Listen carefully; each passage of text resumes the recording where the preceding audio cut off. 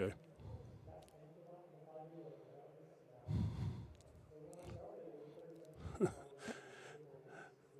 It is indeed morning. Yes. Good morning, buddy. It's good to be here with you again. Start off the new year here with some coffee cup in the wonderful state of Virginia in the United States. Beautiful country through here.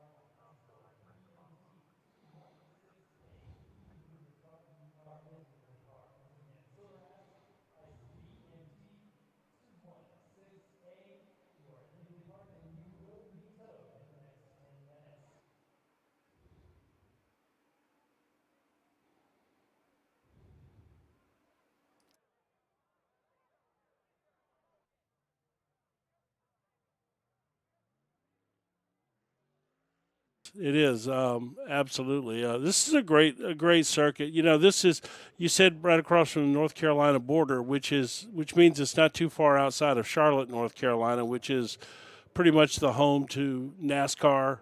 In the United States. So VIR has been the track of choice for years now in regards to testing for NASCAR teams. They would come over to VIR, or probably still do, come over to VIR to test for their road course setups and things like that, since it's so close to home.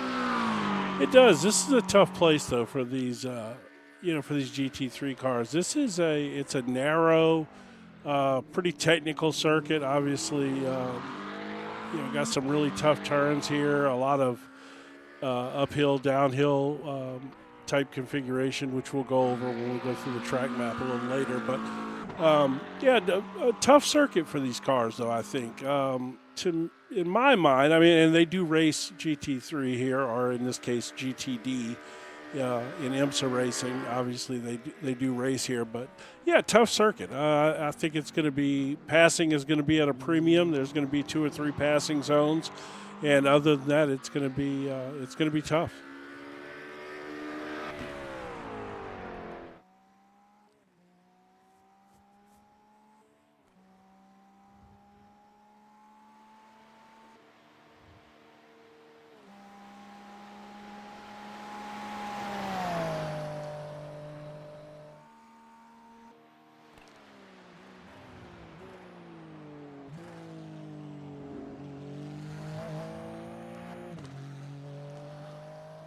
And if you're anywhere near the Orlando area of Florida by chance, they have a physical location in Stuart, Florida, which is obviously if you're from that area, you know where Stuart is, and they obviously have it's a coffee shop, but it's also a vinyl record store. They sell a lot of old school vinyl records, which is I just love the whole vibe of that. I just think that's cool.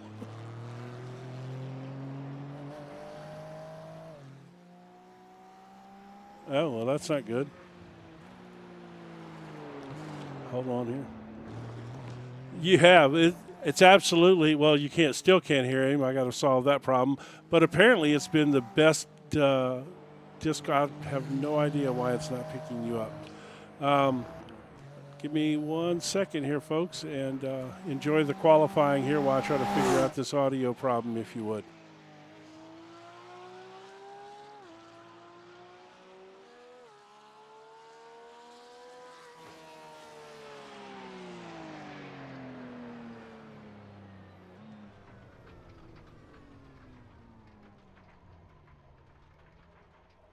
Mm-hmm.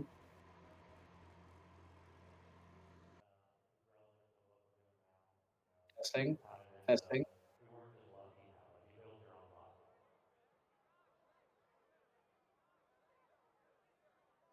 Okay, well, hopefully you can all hear me on the broadcast now. I'm just keeping an ear out on the MotorMouth Broadcasting YouTube channel because we are more than halfway through, and I think I can confirm that is the case. I Not think we 100% got you now, Alex. Sorry about that.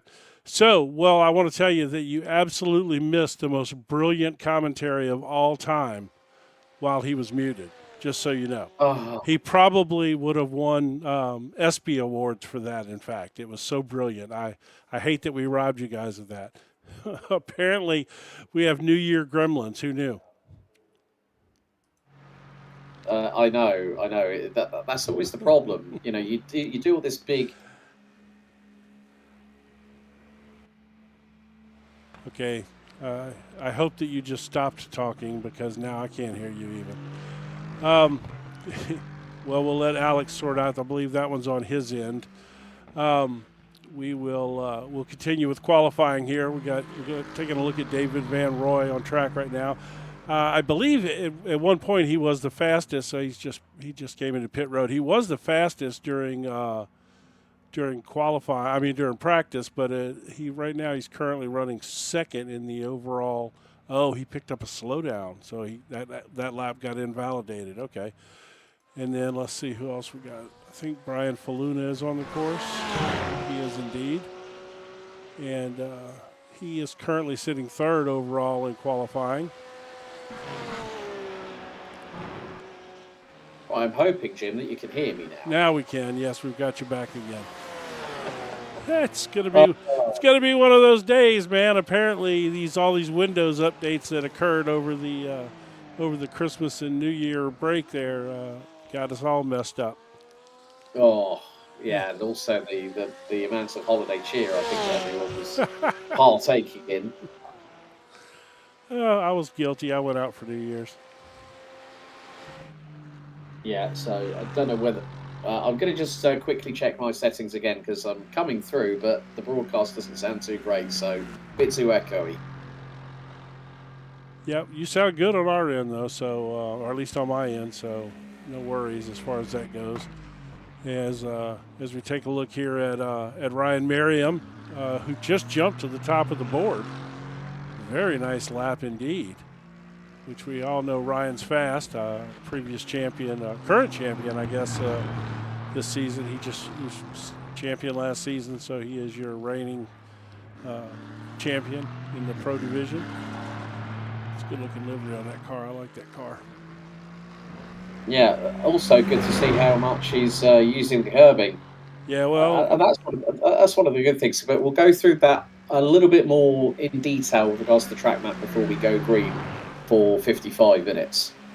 Yep. As soon as just to let you folks know, as soon as qualifying is over, we'll have a brief warm-up period, and we'll go over a track map during that time, and then we'll be off and running right after that. So, yeah, Ryan set a really nice lap there. I'm trying to see. He's actually looks to be even on a better lap right now. He's got 2 green sectors and 1 yellow, now 3 green sectors, which for you folks maybe don't know at home, green sector means that it is a personal best for him. Yellow means no improvement. So given that he is in pole position and is setting personal best in every sector, that would indicate that he's probably about to set a faster lap than the one he previously set, unless that yellow sector was really bad. Yeah, sometimes it can be the case. Oh, as no. He throws up a purple in the last. I know. Yeah, and goes quicker than our good friend. What is it? He's gone quicker almost, by about, what was that? 4/10. Yeah, almost a half a second. Holy cow, that is flying, man. To be a half a second faster than any of these top guys in this field is absolutely cooking, because these guys are fast. All right, why is Bradley Lovings, well, besides spinning, why is he in an orange car? I guess that's something new. He's always famous for running his very loud colors, like his purples and stuff. Interesting. I don't know. Maybe he picked up a new sponsor. If he did, good for him. Yeah, I'm going to have to go muted for a little minute. I think I might need to change headsets, so please, folks, don't touch that dial. Yep, stay with us here. I'll entertain you with my incredible storytelling. By the way, thanks to Jed Cotterman out there in the chat. He is definitely the best co-producer ever. Jed actually runs a series we broadcast here on MotorMouth Broadcasting on Wednesday nights, the Ultimate GT Challenge, which has GT3s and GT4s. Great series. I don't know if there's any space left. I think the grid is full, but if not, it's close. And we kick off this Wednesday, so you might check it out if that's someplace that something you might be interested in. Although I think the grid may be full, but there's usually people that drop or whatever, so there'll probably be some spots opening up. And he also is, I guess, what you'd call kind of co-running a Friday night series that we are also broadcasting here on MotorMouth called Bite Point Racing, and they do and they're going to do LMP2s and GT3s on Friday nights here on the channel. So lots of GT3 action around around here at MotorMouth Broadcasting. As I think qualifying is just coming to an end. I thought Bradley Lovings was going to go back out, but he did not. And, yep, and we've got our warm-up coming up here. Hopefully we get Alex back in time to do our track map.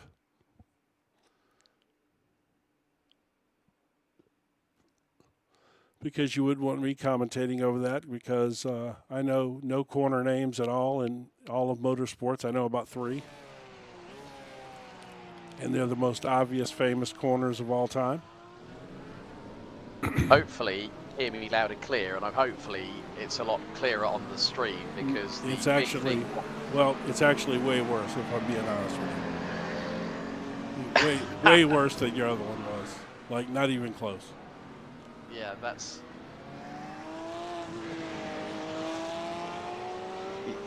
You're muted.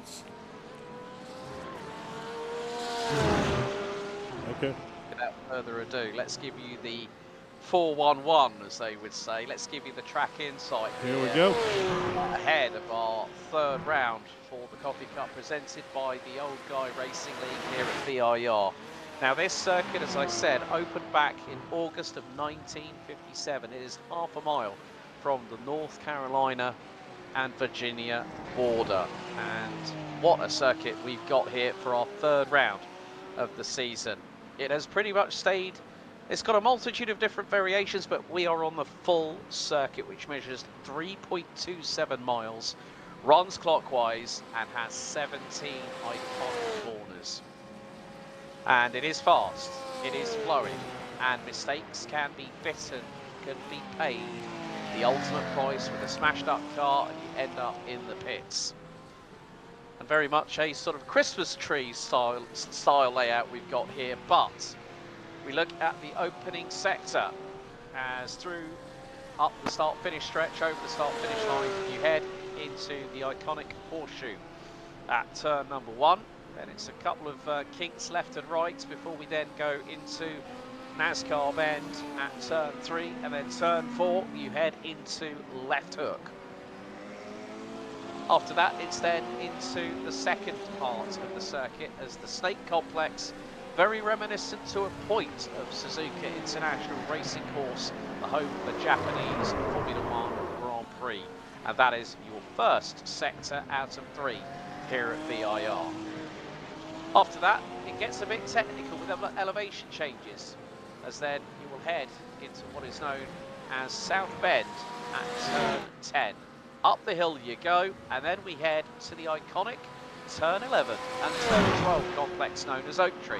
Of course, back in the day, before it was cut down, there was a big old oak tree on the inside of that complex, but, well, we can always remember it in spirit. And that is the midpoint of the circuit here at VIR completed.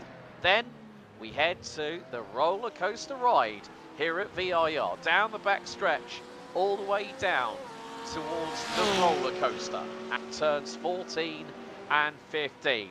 Elevation change, uphill, then downhill, and then it goes uphill again before we hit the final complex at the hog pen. And out of turn 17, it will be pedal to the metal at full velocity, and that is a completed lap of the circuit here at Virginia International Raceway. 3.27 miles, clockwise, 17 corners, and the drivers will battle over the next 55 minutes here in Virginia. All right, great job there with the track map, and I want to thank Ahmet Ohm, our producer. Bit of a dramatic crescendo there on the track insight here at VIR, but Jim, it is going to be a tough order for all our drivers in all respective categories in Pro, Pro-Am and Am here today. Yeah, it's going to be, again, this is a tough circuit. I'm not going to lie to you, I struggle to get around this place in this format.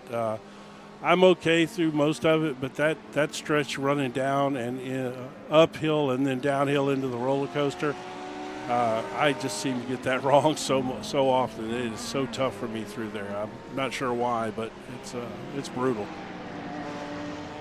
Yeah, it is brutal. It is going to be a real tough test, but it is about the case of when we go green for 55 minutes here at VIR. Folks, I hope you got your popcorn ready, your beverage of choice. Now, considering it is a Sunday afternoon here in the UK, and it could be 5 o'clock somewhere, 5 p.m. So if you want to crack open a cold one, feel free. But we hope you all enjoy the show here at Virginia International Raceway for week number 3, season 5 of the Coffee Cup, presented by the Old Guy Racing League.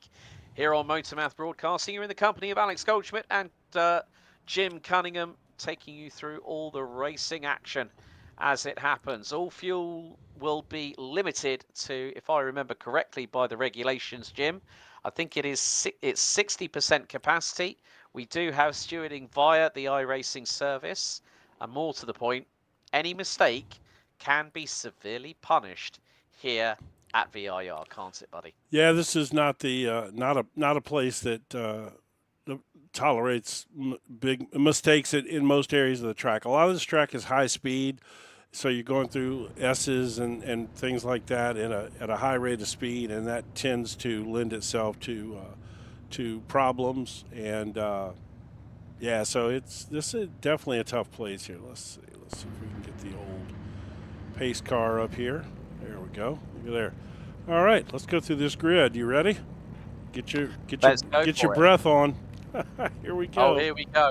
Deep intake of breath, and here is your grid for the Coffee Cup OGRL Round 3. Ryan Merriam, the defending champion, has got Michael Dion alongside on the front row.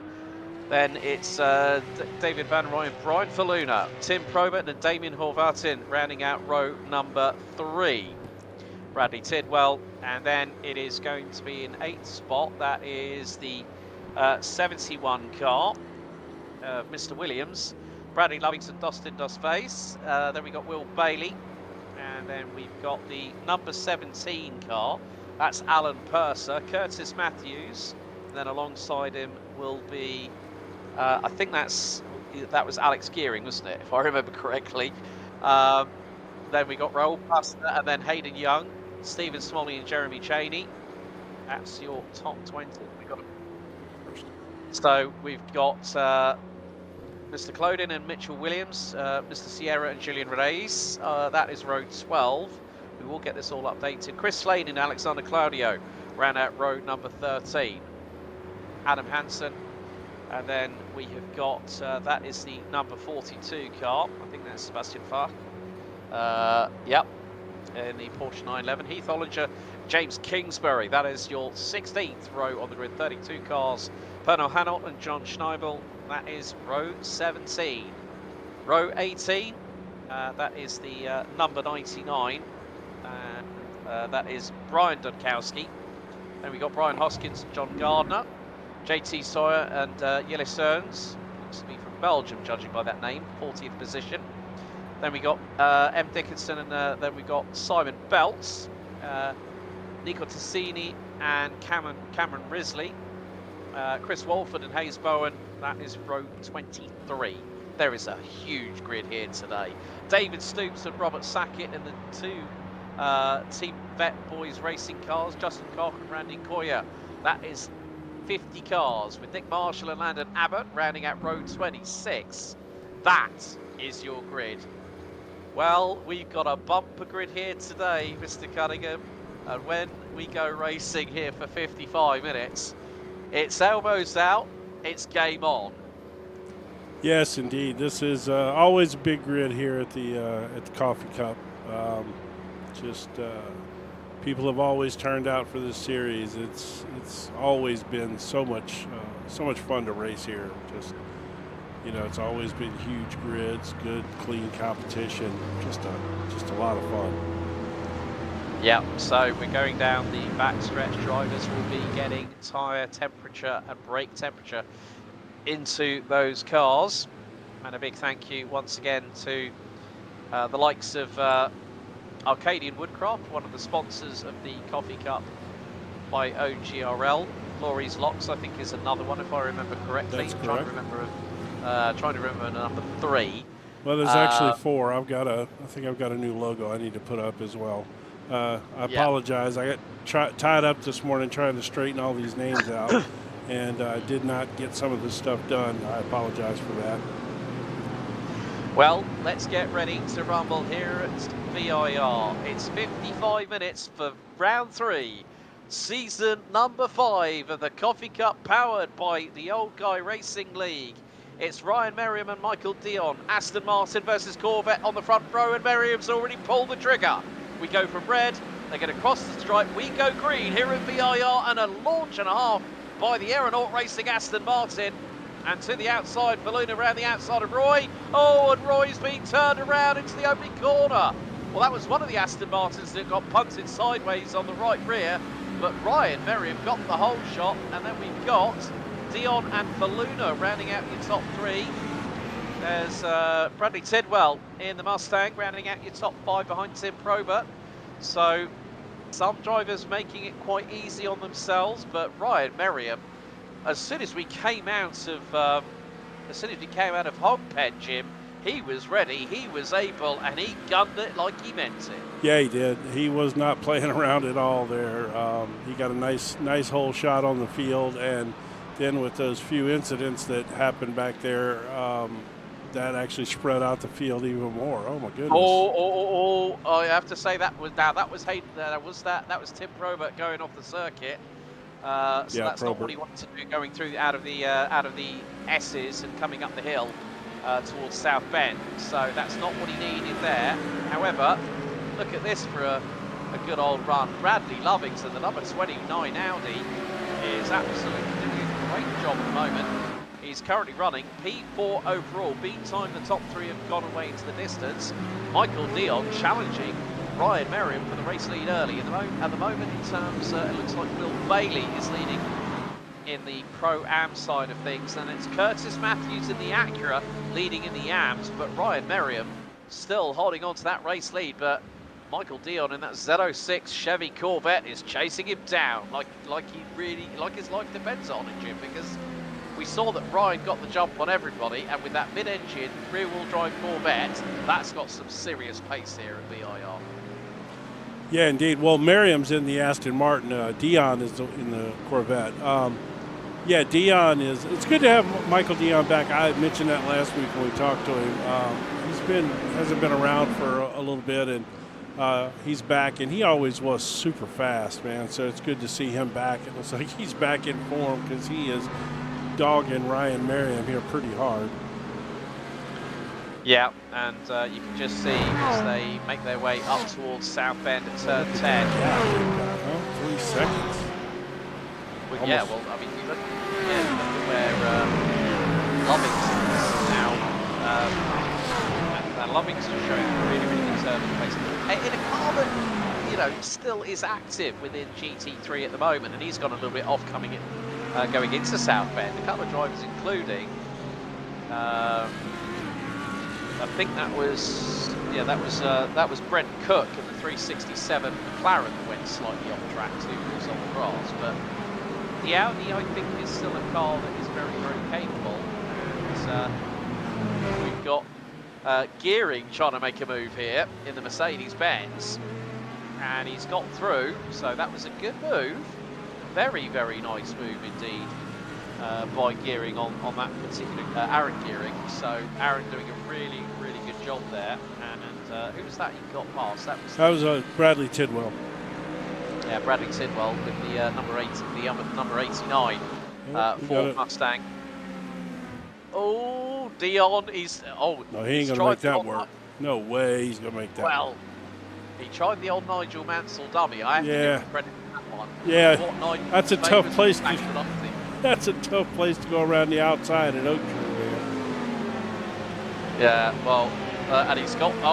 Merriam's gone wide coming out of NASCAR Bend. Oh, he's got him here. No. He's got him through at left hook. Buddy's to the outside. The Corvette gets the traction down. The Aston Martin responds. They're still wheel to wheel. Bit of a wiggle there for Michael Dion, but he still keeps it on the tarmac, and he takes the lead.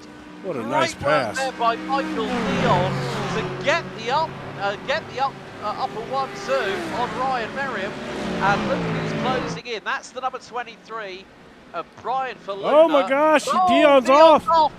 Dion's off big time, coming out of South Bend, and nearly comes straight into the path of Brian Faluna, and Ryan Merriam says, "Thank you very much.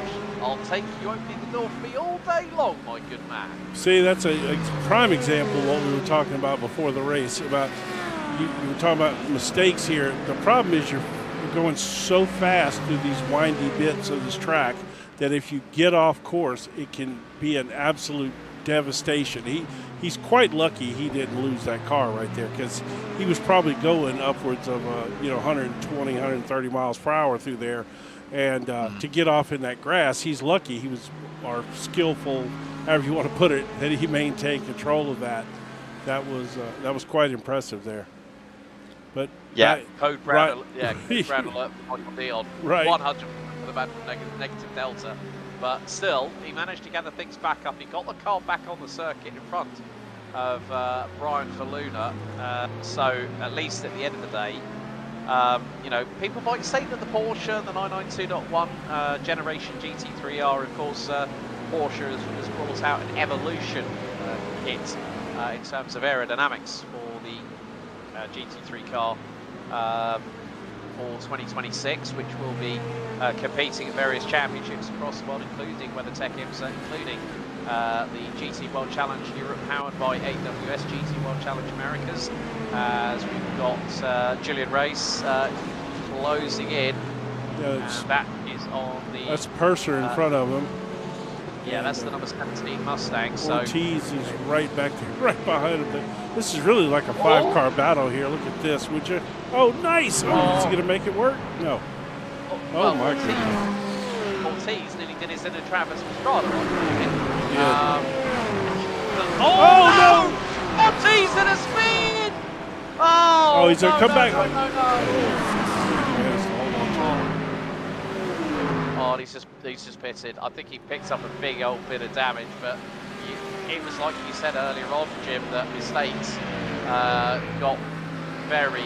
Now, who is that? No front bumper. That looks to be possibly that's Tim Probert, I would imagine. Is it Tim? Got no front bumper. Yes, that is Probert. Yes, that's correct. So that car's going to be understeering like a pig on a bad day. And you see the very, very bright pink Porsche. I have to say, you cannot miss that livery when it comes to Stephen Smalley running the Pro-Am division. There's Raul Pasta in the... Speaking of pig, in the pink car, the pink pig, isn't that a pink pig, or is that the... Well, it's very different. It's basically, it was a livery that was run on the Group C 95s, the 956 Oh, no, that's Porsche. like a Homer... He's got like a Homer Simpson or somebody on his helmet. Yeah, he's got a... there's Homer. Looks like Bart and Lisa have become the headlights. Nice. The yellow tinge on there. But yeah, he's got Raul Pasta, who's got a bit of a... It looks like a bit of a... You remember the Manchester Stratos rally car back in the day? With the All-Italia livery. I can't remember that. Oh, yeah, I know which one you're talking about. Yeah, Pasta. I do know which one you're talking about. I was never a huge rally fan, just because it wasn't really an extremely popular sport in America, you know. But what's funny is I watched a documentary the other day talking about rallying, about Michelle Mouton. Yeah, man alive. People don't know about her, you know, and they need to. She was incredible. She was literally one of the very best ever in rally racing. And people don't even know who she is. You know, I mean, a lot of people don't anyway, I should say. Well, she actually ran the Audi S1 Quattro Yes. up Pikes back in the day. Yes, well, that car got made famous in the United States in IMSA when they rolled it out in IMSA over here, and it just absolutely dominated the sport for like 2 years because nobody could keep up with that Quattro technology, you know. Yep, and there was a particular Audi advert where they actually put an Audi 80 Quattro up a ski slope in the middle of winter, and it made it right to the very top. So Audi, with its strap-line Bosch Technic, which is effectively advancement through technology, they showed that in the 80s, Quattro, and it changed world rallying until what it is now. Yes. You know, without Audi and the S1, you know, when you had the likes of Walter Röhrl, who's an absolute legend in his own right. Yes. How do you say it? Walter Röhrl. Oh, I was gonna say Rule, Walter Rule. Well, the thing is that he has what they call an umlaut, is the two dots on the top of the O, and it becomes an E. So like O. So there you go. Hence why, there you go. You learn something new every day. Part of Jim's education system here. Hey, there you go. It's the MotorMouth Broadcasting School of Life. We bring you more than race coverage. This is an education as well. Yeah. I tell you what, old Tim Probert here, they may be pushing like a pig, but I tell you what, they're not getting by him. he's staying in front of these guys. I mean, it looks like as we say that, Smalley is going to give him a run here, but yeah. Just noticed that Dustin Dos Face has just gone into pit road at number 27 Aston. So Dustin having quite a race to get. is he? Oh, he jumped to the pits. Let's see what happened to him. Yeah.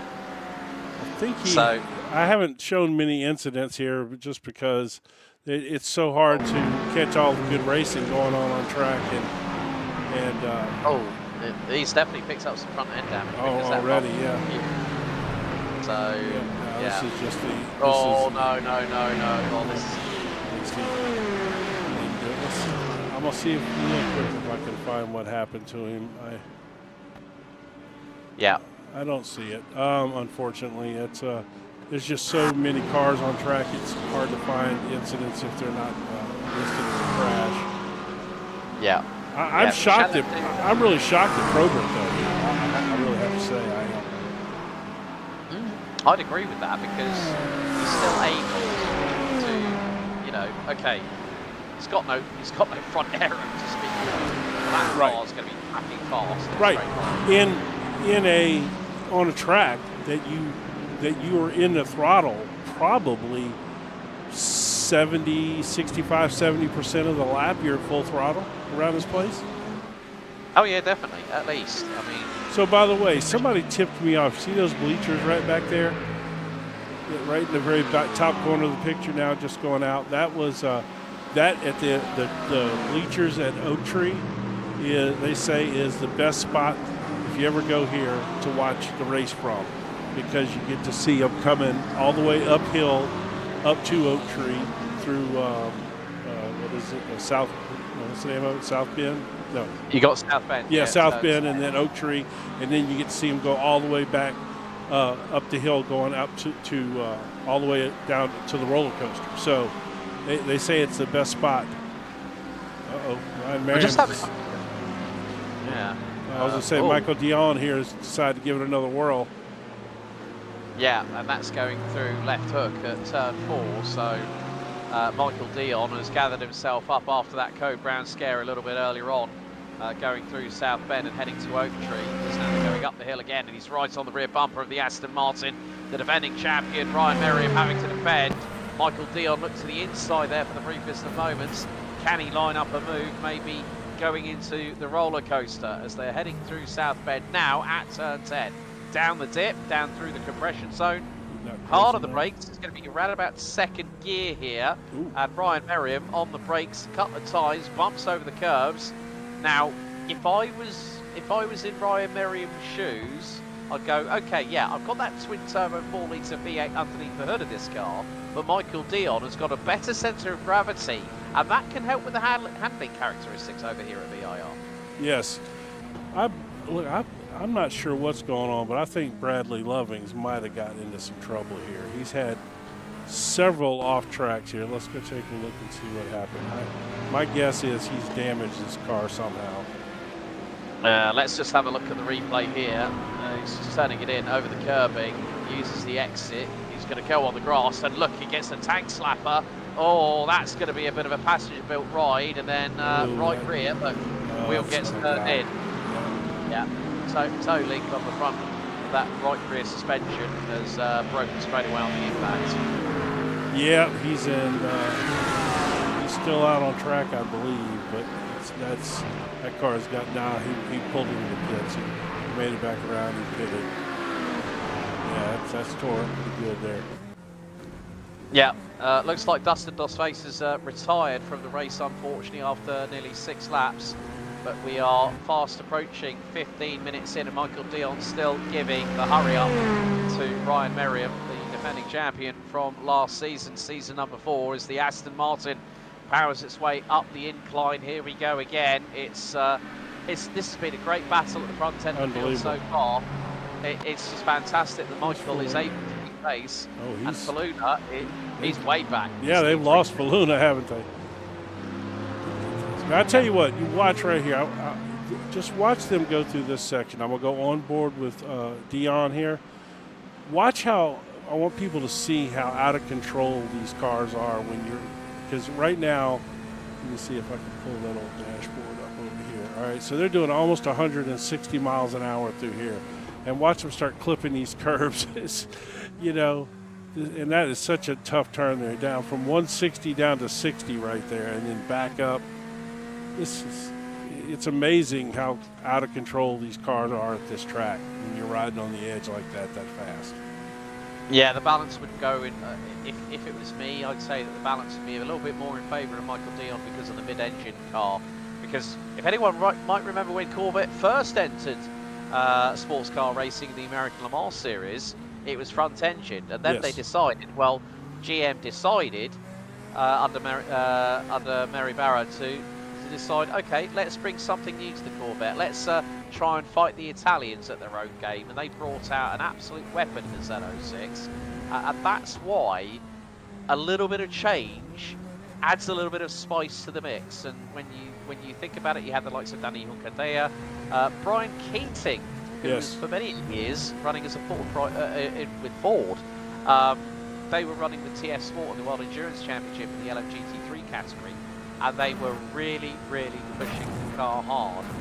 But now we're seeing the straight line speed of Ryan Merriam's Aston Martin really showcasing his hand, but it's in the corners, it's in the braking zones where Michael Dion is able to close that gap, because Merriam's just carrying, at times, I feel here, Jim, a little bit too much speed into the corners. It's interesting that you say that, because see, I almost see it the opposite, which I love. I love having a differing opinion, you know, like a different view of something. See, to me, the fact that Dion is closing up under braking would indicate to me that he's carrying the most speed into the corner, and then getting on the brakes hard, which is allowing him to close, and then which usually has allowed Merriam to pull away from him a little bit, although that did not happen as much here. But yeah, it's what's so funny is to hear somebody say the raw power of a V8 and them not to be talking about the Corvette, you know, because I mean, it's always been known to have that Chevy V8 horsepower, you know, which those Chevrolet engines have always been known to make that big horsepower, you know. And nowadays in this series, you got so many V8s out there. You've got the Aston Martin, you've got the Mercedes, the Corvette, the Mustang. You know, there's so much V8 power in this series now, which I love, by the way. I'm an old V8 power kind of guy, so.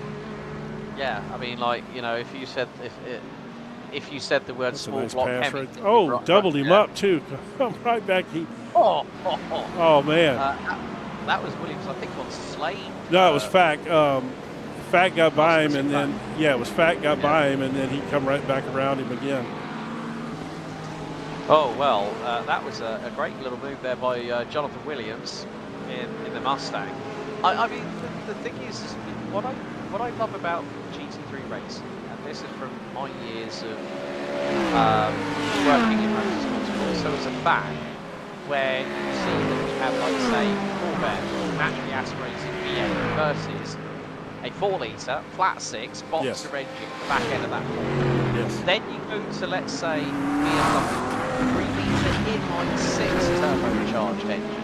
Right. The Ferrari 3 point, I think it's a 3-litre twin turbo V6 without the hybrid assist. Then you've got the Acura 3.5 litre V6 turbo, no triple motors like the road car has.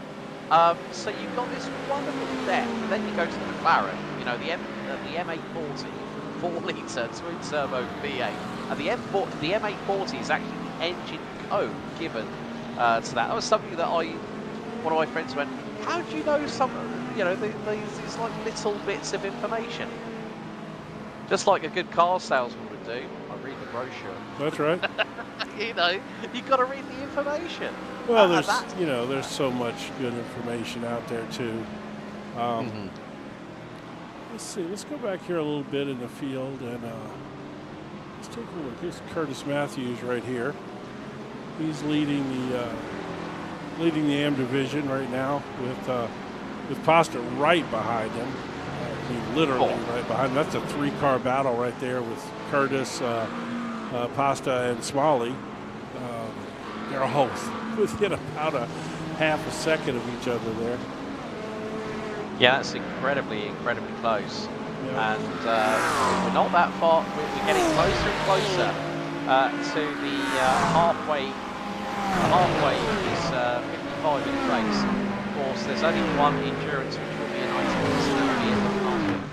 90 round of the season. But more to the point, you know, these 55-minute races sees a lot of strategy come into play, because obviously all the drivers having a maximum cap of 60% fuel allowed in the gas tank, but more to the point, the strength and the depth of this field. 52 cars when we went green 21 and a half minutes ago. Yep. And like say, if you put 13 British touring cars at Brands Hatch Indy, you have next to no space. Well, but that's Brands cars, Hatch, though. I mean, you know. Yeah, but still, 52 cars around a 3.27 mile circuit. That's not much real estate for everybody, is it? There's somebody off the track sitting there. I don't know who that was, but they're just parked there. Apparently, they've got the best seat in the house right now. Yeah, Chris Walford in the number 51 McLaren has just gone off. Is that who that was? Is that? No, Randy Coyer. Yeah, Oh. Randy Coyer in the 52 Chevy.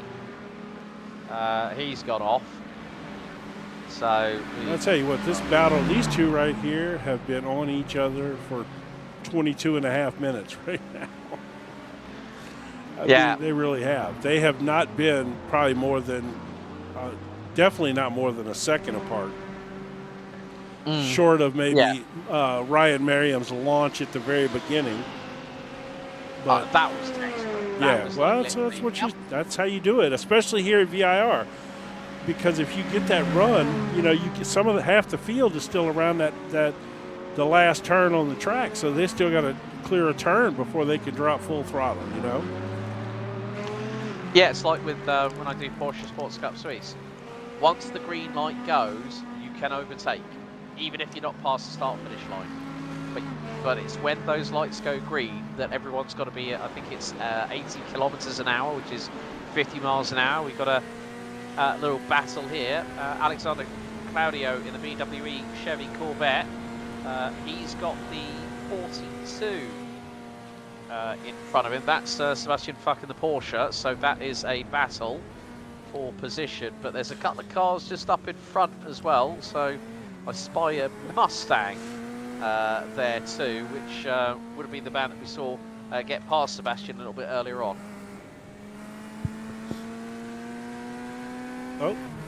Oh, they're starting to pit.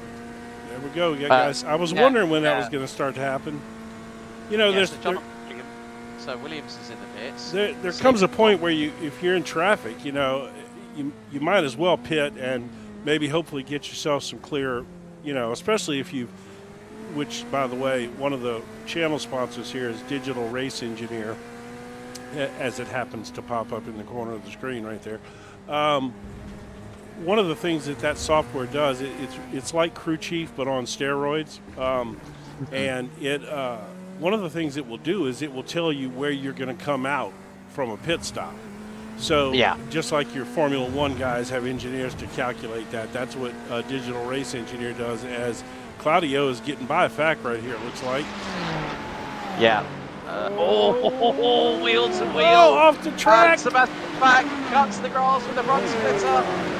And he gets the track limit. Yeah, he lost a spot because of that, but he's lucky. He didn't absolutely destroy that car right there. That was a fine piece of drive. Look at this right here, would you? Oh my goodness me, coming out of Oak Trees, wheel to wheel, side by side.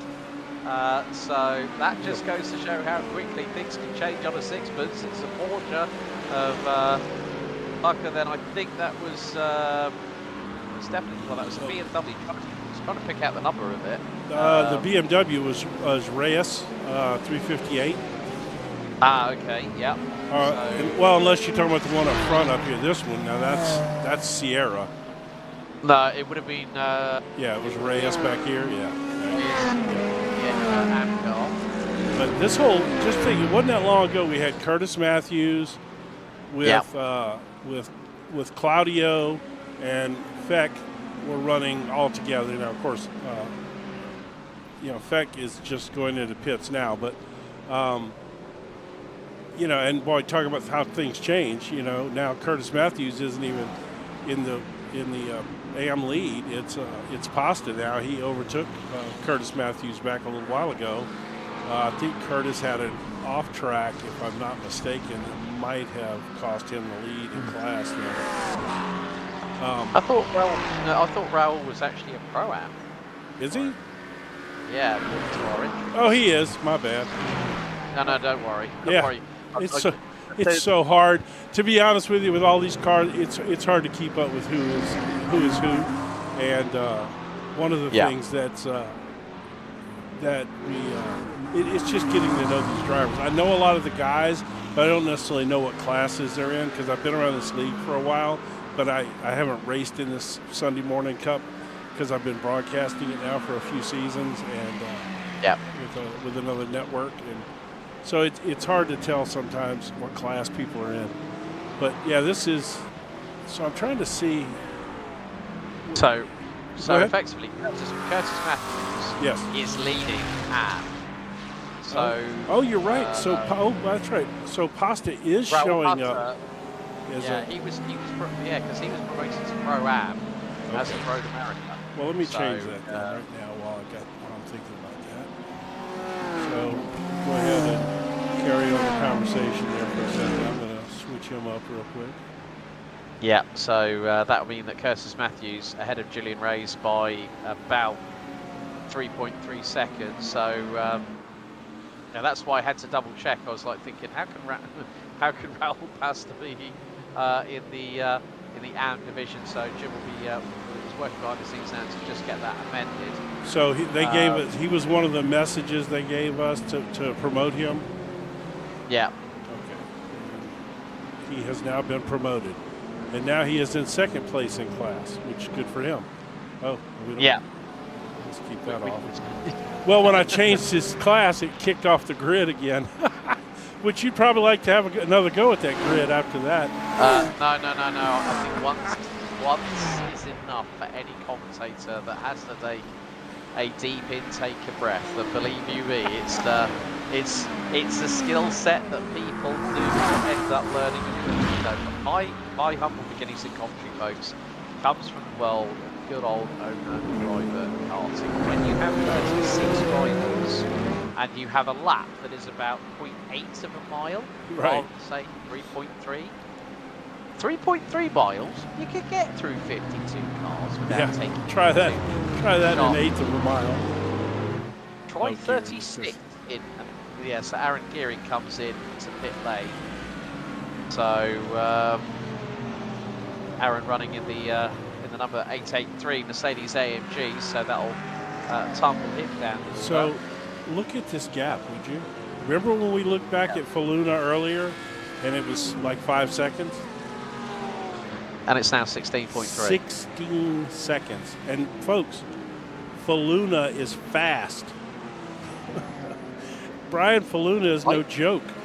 He led most of the first race at Spa until he got into an incident. The top 4 cars all got together. Yeah, so, and now we see the battle at the sharp end of the field. It's like two more equal tribal chiefs going at it with hammers and sickles at the minute. But this is where things can get a little bit gnarly. We're about to hit half an hour. So with that in mind, let's take you through your Coffee Cup OGRL respective top 3. It's Ryan Merriam battling away with Michael Dion for the race lead overall after 30 minutes. Gap is 4/10 of a second, and then Ryan Faluna in the number 23 Porsche rounds out your top 3. Then we go down to Pro-Am, and it's Will Bailey in the number 2 Ford Mustang GTD that leads the way, and he's got a comfortable 12.5 seconds ahead of the number 771 Ferrari of Raul Pasta, the Canadian. And then in third position, it's going to be Adam Hansen in the number 19 Mustang. So Dearborn, Michigan power on first and third respectively. Curtis Matthews lifts the flag high for Acura as the current GT3 AM class leader. And that is in the number 55 Acura. And then we head down to the 358 BMW M4 GT3 Evo of Julian Reyes from the USA. Oh. And then it's Mitch, and then they're all diving into pit lane. Mitchell Williams is now going to come through. Williams Motorsports Chevy Corvette, the number 16, takes second place. I was handed second place effectively, but we've now got Master Hanson Kingsbury in pit road. So we're going to see probably anywhere between 11.5 to maybe 17 seconds in pit road for some of the drivers. I've just seen that in the Pro-Am division, the number 17, Alan Purser in the Mustang was in for was in on lap 4, and that was for 8.25 seconds. But we're seeing a splash of gas. Yeah, and probably well, there was probably a fast there if he was allowed it. So, but now, with what's happening here, Merriam and Dion and Faluna have yet to pit.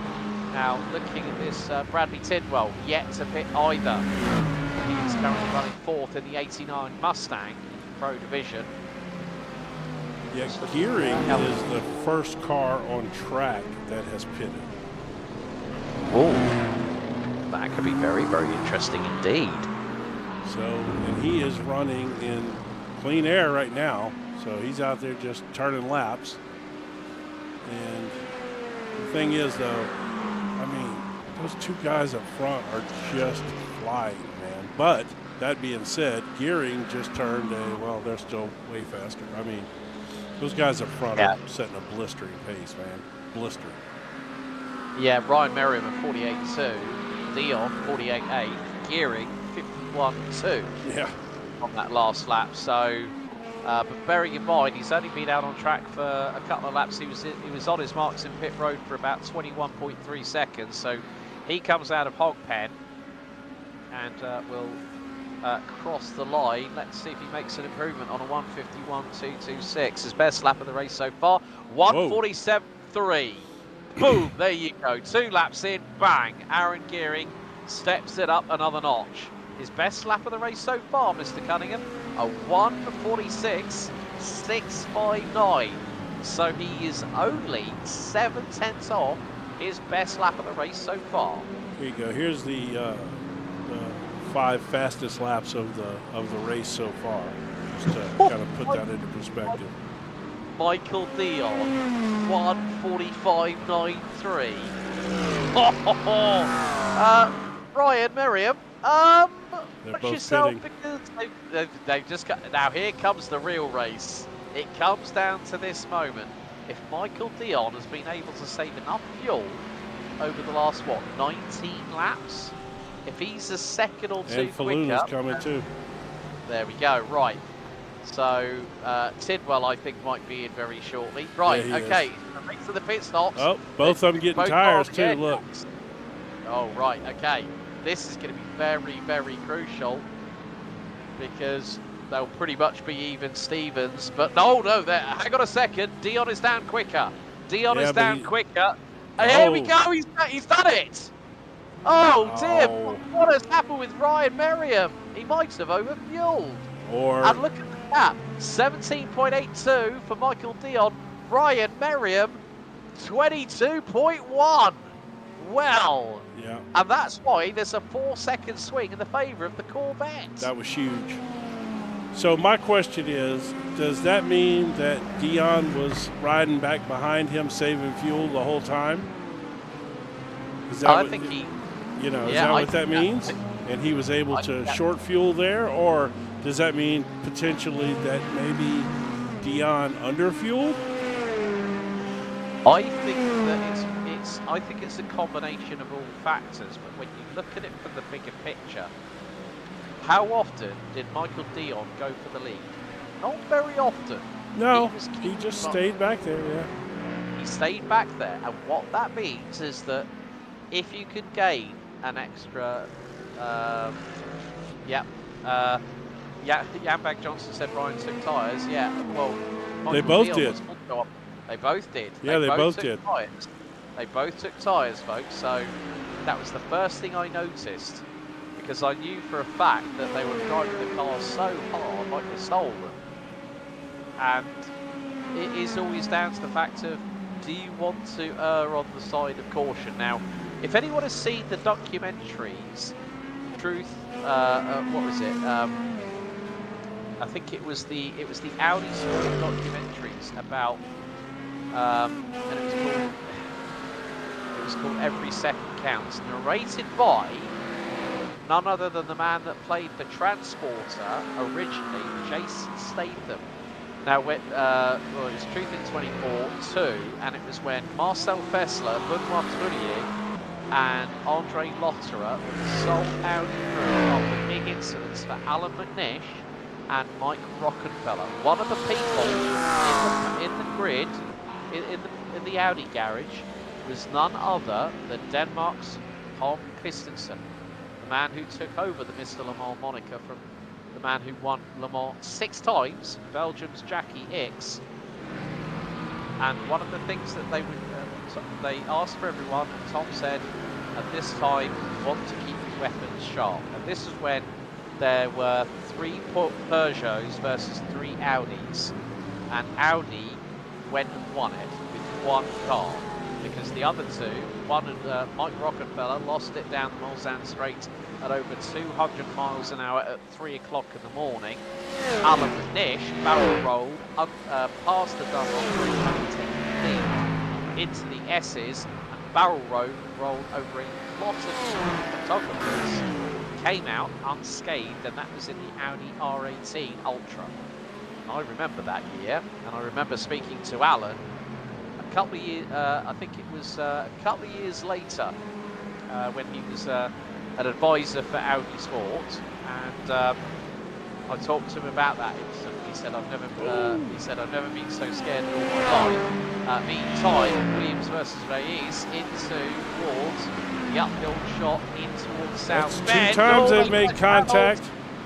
That is not what you needed there, and Julian Reyes managed to do the old Valtteri Bottas grass cutting and kept the throttle pinned, kept the steering wheel straight, and stays with it. Tim Probert, however, has just been given the black flag by race control, so he's going to have to serve a penalty.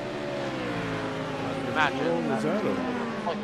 I would imagine It's got to be incident limit.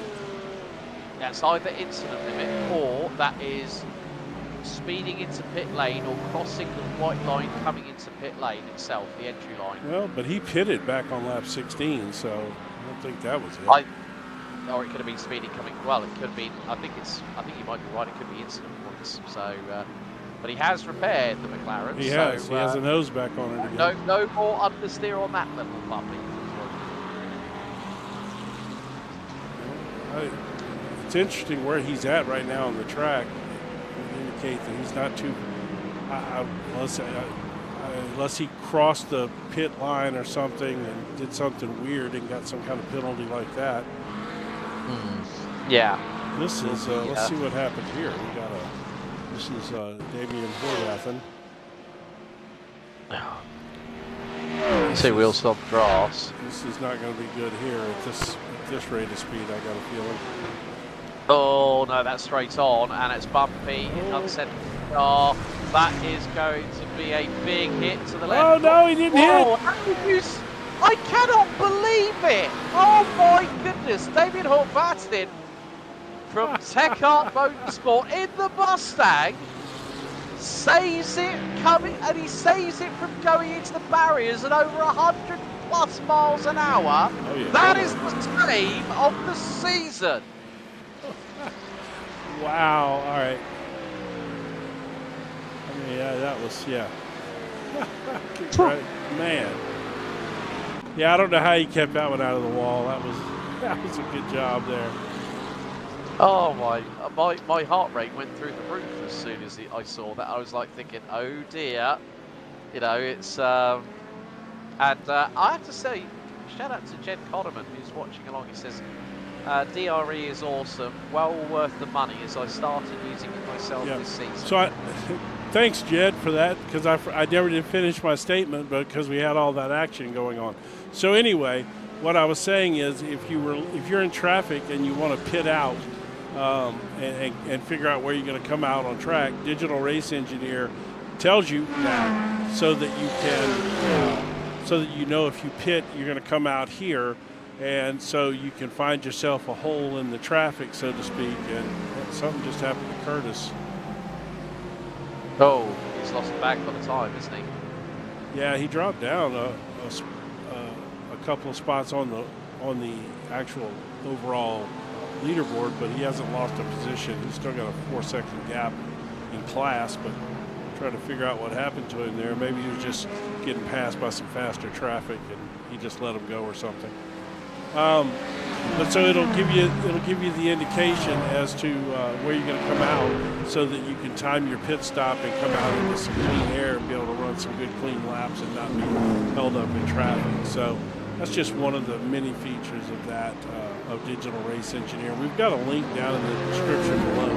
Go try the free version. They have a free version of it. It's better than Crew Chief. You know, it's free, and they do have a paid version which gives you a lot more features. Go read up on it. Use the link. We don't make anything off of it. They give us prizes to give out to the drivers, and the only reason we have the link is just so that they know that their advertising is working and people are coming and checking out the product, through our link. So. Yeah, if you're dissatisfied with Crew Chief. Pernell Hannell was just stuck on the side of the circuit coming out of the roller coaster there, Jim. And that was the number 11. So Pernell just I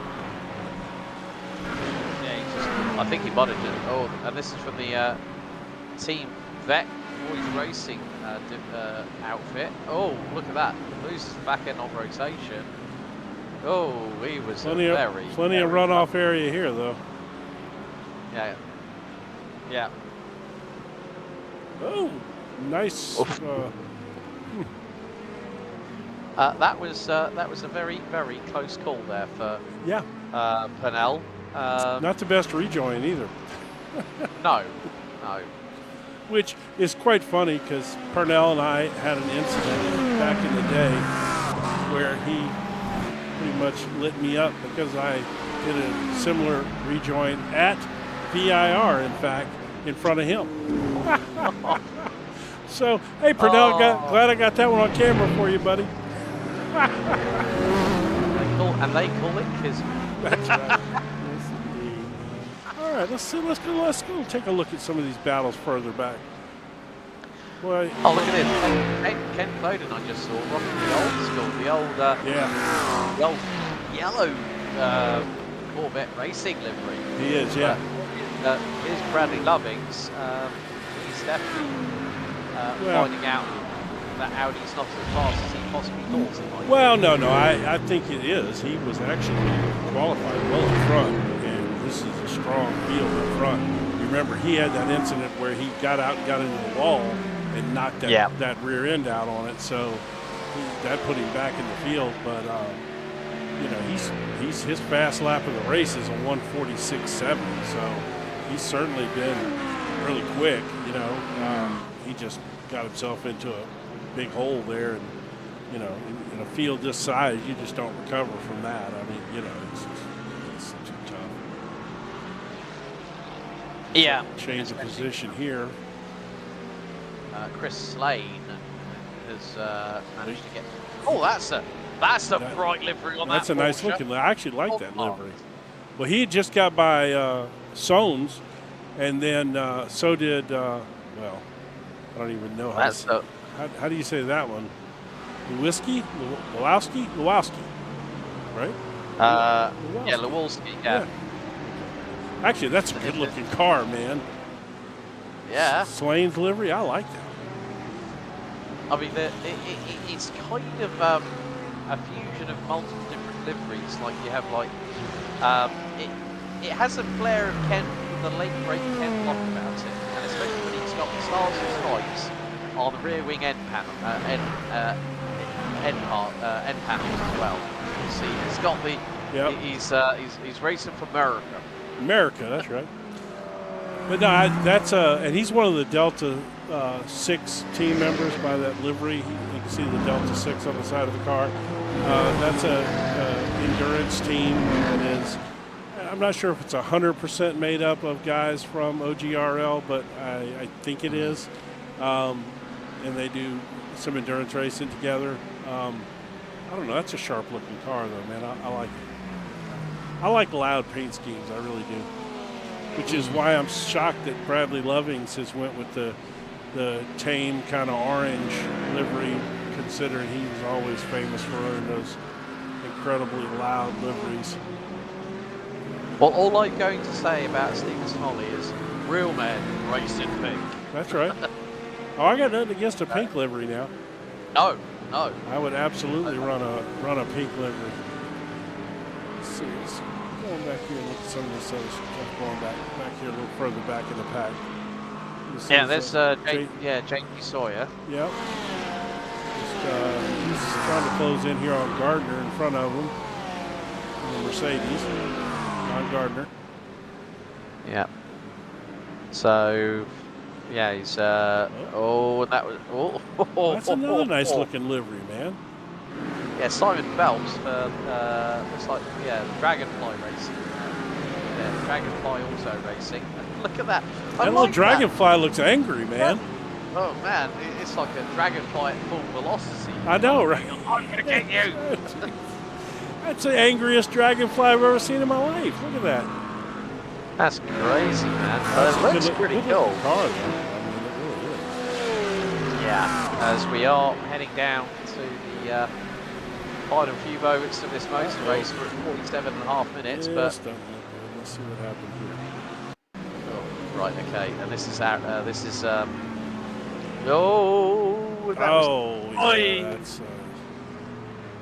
that's a big old hit. And oh dear, who was that? Well, David Stomps, I think, was the one that got stung quite literally by that huge old hit. And I think was that Hanold spinning it. I think possibly. It could have been Hanold. Yeah, no, it was Landon Abbott, but Hanold was involved there, I think, somewhere, huh? Well, no, I mean, look, the car comes spinning out of NASCAR Bend at 3. Oh, yeah, that was, yeah, there it is. Yeah, like literally, here we go, just a replay.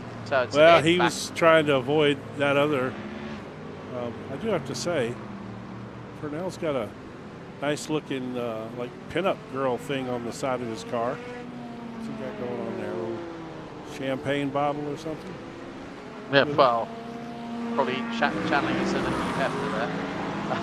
You know, you never know. You never know. But the thing is there's no sort of like some creative license for this folks. That is very, very true. As long as it's not offensive. Yes. But you know, the thing is, offensive is a relative term. It always depends on the individual's definition. Yep, absolutely. Offensive. And you know, but still, it is going to be the case of, you know, Michael Dion now has opened up a big old lead. He's 8 seconds up the road from Brian Merriam. I mean, so he's doubled his lead after he left the pit road, because it was about 4 seconds when he came out of pit road. Yeah, and Michael Dion does not have the fastest lap of the race anymore, Jim.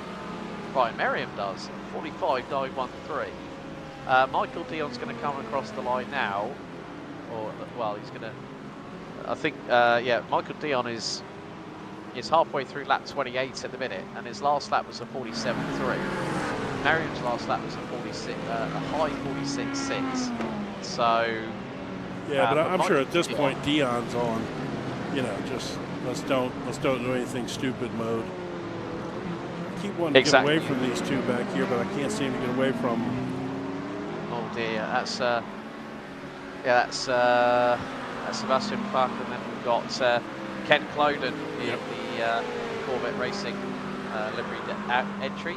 I love that livery. That so reminds me of the know, when they did a dual campaign, they did IMSA, they did WEC.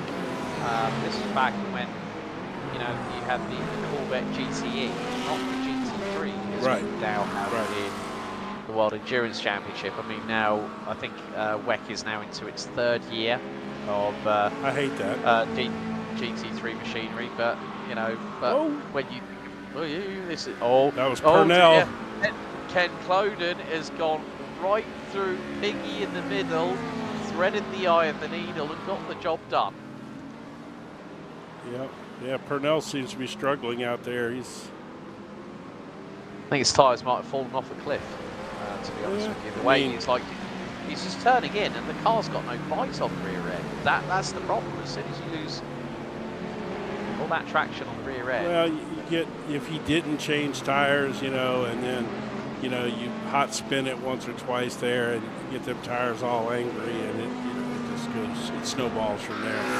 You know, when I see that yellow livery, of course, it's the iconic, you know, that yellow livery. But the one thing I think of is Dale Earnhardt Jr. when he was driving that car that caught on fire, and he was in that yellow Corvette, you know, and it was a bad fire, you know. And of course, if you ever heard him tell the story, you know, he got out of the car, and then he's looking around for. He didn't get out of that turn too well. He was looking around as he asked the corner worker. He wanted to thank whoever it was that pulled him out of the car, and they're like, "Nobody pulled you out of the car. You climbed out on your own." And he says he swore that somebody grabbed him under the armpits and pulled him out of the car. Maybe he had Guardian Angel looking after him. Well, at that point. yeah, like his dad. Oh, yeah. That's you know. The Eliminator. Yeah. No. Yes. Well, yes. The Intimidator. The Intimidator, yeah. Yes. Number 3. And a lot of people would argue the best there ever was, you know, in NASCAR. You know, I think the thing is, I think in my mind, if you wanted to say he was the GOAT of NASCAR, when it came to intensity, when it came to that, like, I'm going to put everything to it and no one's going to get anything out of me, it was Dale Earnhardt. Like, for me, he was like the man's man when it came to NASCAR. No BS, and it was all business. It was all business. And I think, you know, the Daytona 500 was his nemesis for many a year until he finally won it. But the way that he was tragically taken from us is something that a lot of people at that time never forget. And it's a shame. But I think what Dale Earnhardt Jr. is now doing in his own right, you know, he's stepped away from full-time racing. He's doing a lot of media now, especially with his own podcast, which I actually listen to a lot. And it's great when it's a great podcast. Awesome podcast. If you ever get to check it out, folks. But we are coming down to the last moments of this race. Wow! It has gone by very quickly. We are just over a minute to go, and at the moment, let's check in on our leader here. Yeah. So let's see where. He's coming around, about to take the white flag right here. Right, final lap it is here at VIR for round 3, season 5 of the Coffee Cup. Presented by the Old Guys Racing League. Well, let's do this real quick. Let's do a quick run through of class leaders and see where they're at in relation to any competition. So, okay, we've got Michael Dion, who's 6.6 seconds ahead of Ryan Merriam. Ryan, so there is Ryan. Then we got Brian Faluna, who's done a pretty stellar job in third place. He's just come across the line now, going up towards the horseshoe. Then we go to Pro-Am. Will Bailey. Will Bailey is leading that, and he is 16.6 seconds ahead of Raul Pasta. Then it's then I think it is the 71? 71, Williams. Jonathan Williams running at your top 3. And then we have got a change, but look at this for a battle. We have hit 55 minutes, and it is Mitchell Williams leading, and Curtis Matthews just a second behind in the Acura. Julian Reyes about 7.2 seconds behind this battle in P3. But more to the point, we are very shortly going to have a race winner on our hands, because Michael Dion is probably not going to be that far away. Here he is. He's got a little bit of back marker traffic to not have to worry too much about. It's the final few corners as he's just come through the roller coaster, now into Hogpen, and it is going to be the 2-2-3 from Negative Delta Motorsports. It's victory here at round 3. Michael Dion victorious in the Corvette. How's about that, with a 3000 IQ Strat in pit road against Ryan Merriam? He takes the victory here at round number 3. Well done. Yeah, that was phenomenal. Ryan Merriam with a good, solid second place finish. You know, they had a great battle till the pit stops, and then it kind of just all fell apart from there. Let's go back here and check on this Curtis Matthews situation just to see where they're at. Well, actually, I want to say about this: Raul Pastor and Jonathan Williams, they're 0.8 of a second apart, so they're just coming through the roller coaster now. And this is going to be very, very close indeed. Look how close that Mustang is now. He's closing that gap as Jonathan Williams. He is. He could.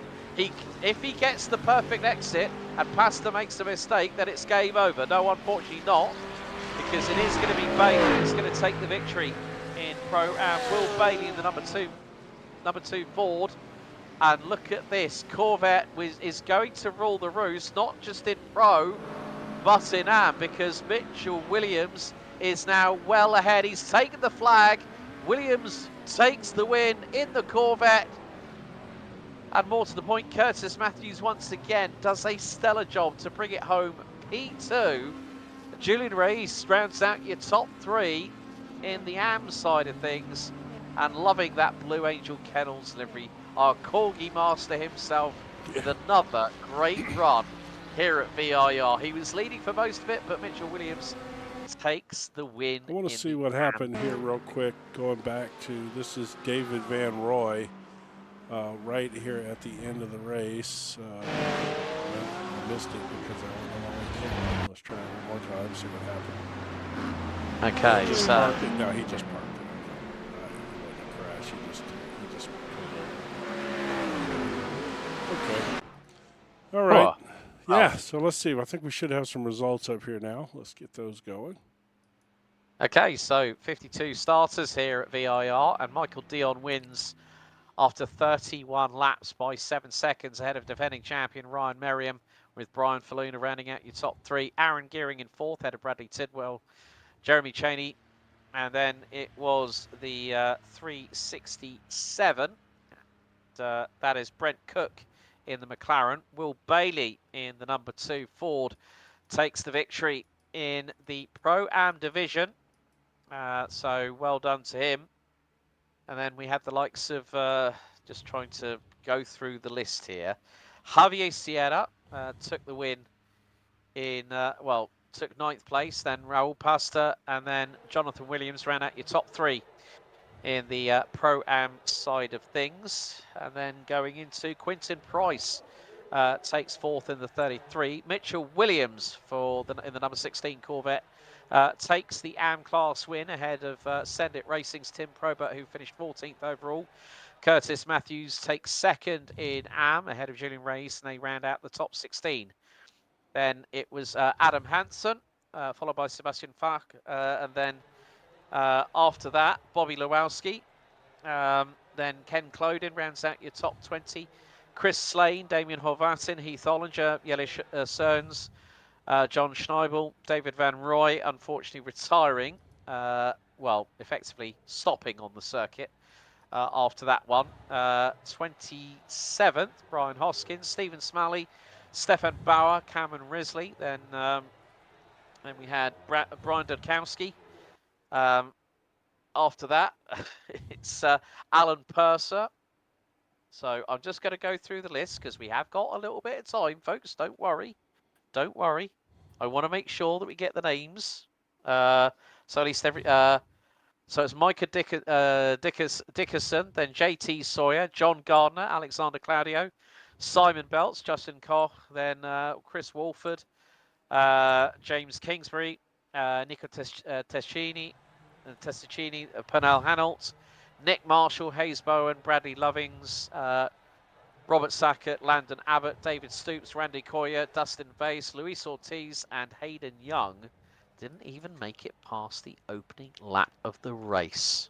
Did he even take the? Did he actually even take the grid? I don't know that he ever did a lot. Yeah, like basically nothing. Oh, yeah. However, we have got some people to speak to. We've got plenty in the. We've got a little bit of time to kill, actually, here on the post-race interview show for round 3, season 5 of the Coffee Cup, presented by OGRL. Gosh. It's time for the. Yeah, there we go. That's a mouthful, isn't it? Yeah, well. And you know what? You know what I'm going to nickname this. You know what I'm going to moniker this. It's the MotorMouth Broadcasting post-race interview show. How does that sound, Jim? That sounds long. or we'll just call it the we'll just call it the MotorMouth. It's MotorMouth post-race show. There we go. MotorMouth post-race show. All right, let's pull. I'll tell you what. Let's pull Bradley Lovings in first. Yes, indeed. Yeah, let's bring Bradley Lovings in. Well, Mr. Lovings. Hey, what's up, guys? Well, I mean, man, you qualified so well, and then it just was started playing lemmings all of a sudden. If you wouldn't have tried to knock the rear end out of that thing, wouldn't you? Well, there's a reason there's only one person driving her.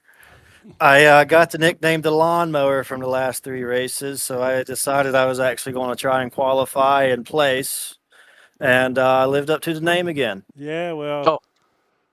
So what? It just got. I can't remember now. What you got away from? I went and looked, man. I've went off of that spot many times before. I just a bad bounce in the dirt kind of sent the rear end to the left, and that's all it wrote. I couldn't save it, but I hit the wall at 22 miles an hour. I don't know why it did so much damage. Well, if you go back and watch it, when I replayed it, and I'm actually replaying it now, but when you ended up catching the wall there, what was funny is it just completely knocked the rear tire, all caved it in. I mean, it was pretty wild for that speed to do that kind of damage, like you said. Oh yeah, no, I was on plan just to go take my fast repair and pit early, and then I took that one turn before Oak Tree, and I guess I didn't have a wing. I don't know. It just went right on around, so I mowed the grass through the middle of the field. And that gave me a 40-second hold. So in other words, Bradley, you channeled your internal Valtteri Bottas by mowing the grass then? Yes. Well, I went and made a livery based on my lawnmower and everything. Yeah. And, that's the joke. I was wondering where the orange car came from with the grass, and I was like, maybe he picked up a lawnmower sponsorship. I made a YouTube video in chat. If you want to watch it later, it's funny. It's a good thing I didn't know about that, because I would have probably showed it on air. Well, I will have the lawnmower paint out at the next track that has the most grass. Well, you picked a good one here. Yeah, I think I'm trying to look at the schedule here. I don't know, man. Probably Road Atlanta. It may come out. It may come out at Watkins, but she'll come out at Road Atlanta for sure, and back out at the Nürburgring combined. So I just wanted to come in here and say hey to you guys. Well, glad to have you. You might have to. Well, you might have to make it a bit dusty coloured for places like, say, Monza and Red Bull Ring, where there's gravel. Well, I got a pretty paint for those, man. So I'm hoping I can just keep the fescue off the side of the car and see if I can't learn to drive this Audi, man. That's right. That's Southern. What is it? Augusta. What do they call it? I can't think of the name of the grass now. St. Augustine. Keep some of that St. Augustine off of there. Yeah. But I figured when I saw you in there, I figured I was going to pull you in just because I figured that's right. Oh. But I'm glad I did, because now I get to understand the livery, because I was confused by it. I'm like, why is he running an orange car? I mean, he's always runs these real colorful cars, and you're in this kind of plain orange for you. But now I get it. You need to go after a lawnmower sponsorship, man. Somebody pay the bills, Well, I would need to learn to at least get her on the podium before I do that. So today was the day to do that for sure. P3 to 5 was definitely in the bag. But congrats to Mike for winning with a broken wrist. Titty for painting my Gravely lawnmower paint scheme, and Michael Champlin for doing my fishy one. So I appreciate you guys. Just wanted to come say what's up, and hope you guys had a good New Year. And I'll catch you next week for Daytona, and I think a week or two off after. Yep. All right, buddy. Talk to you later.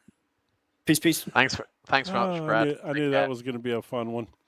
All right. Oh, well, at least now we know about that. Let's bring in our overall race winner. What a 3,000 IQ strat from this man here from Negative Delta Motorsports.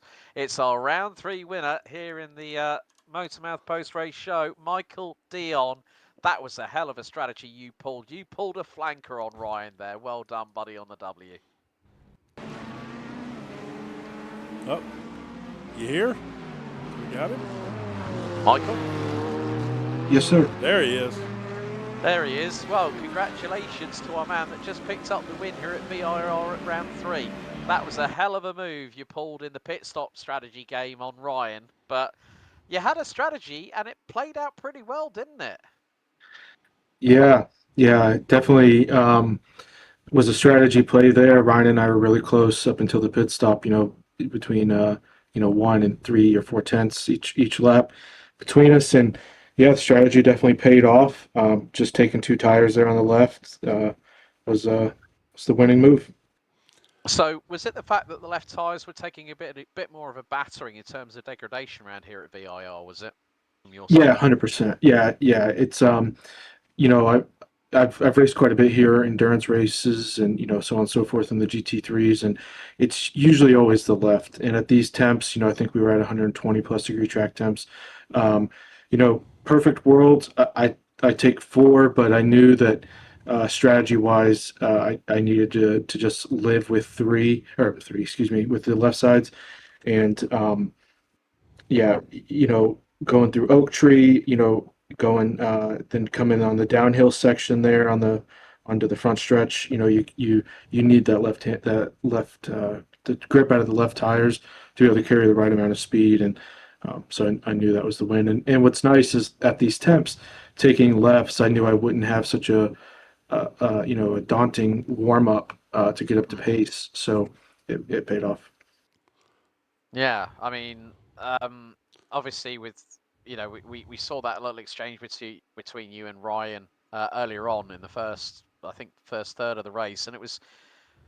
Ryan looked like he just overcooked it a little bit. You took full advantage, and then he came flying back at you. But it was, sometimes we were talking, myself and Jim, we were talking about this in the build-up to the race, that mistakes can be really, really costly here. And at one point, we saw you going into South Bend. You ended up with all 4 wheels off track, and you ended up you managed to rejoin just in front of Brian in the Porsche, going through into Oak Tree. I mean, that must have been a bit of a moment where you thought, oh, this is going to be a little bit too close for comfort. Yeah, that was a great lap. Well, up until that point, it was a great exchange between Ryan and I, to make the pass, and then coming into the bend there, I don't know. I lost focus, and I broke at my normal braking point, but not compensating for the temps. So when I went to make the turn, the tires just said no way. I had too much speed. But thankfully there's so much runoff there, and as you guys saw in the broadcast, I took a playbook out of Bradley's Bradley Loving's, and I cut the grass, and